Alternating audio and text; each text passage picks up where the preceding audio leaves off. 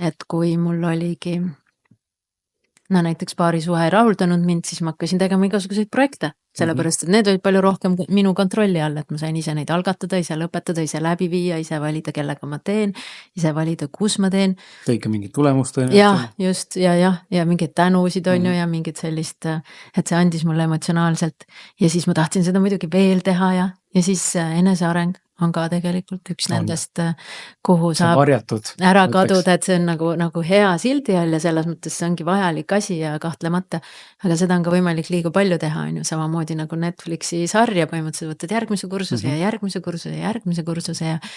kui sa üldse reflekteerimise aega, nagu sa ütlesid, ei jäta või seda rakendamise aega või katsetamise aega. Ja tihtipeale ongi, kui sa saad ühe hea mõtte kas või siit samast ka, tundub nagu naeruväärselt vähe,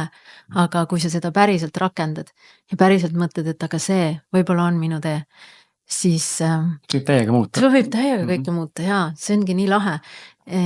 Ja siis mõtle alati ikkagi nii, et sa selle ühe asja sealt kuskilt saad, sest muidu see on lihtsalt meelelahutus. Ja meelelahutus ongi vist üks eestikeelne hea täpne nimetus, et nagu sa lahutad ennast sellest meelest ära, et siis sa ei mõtle selle asja peale ja siis see asi äkki läheb üle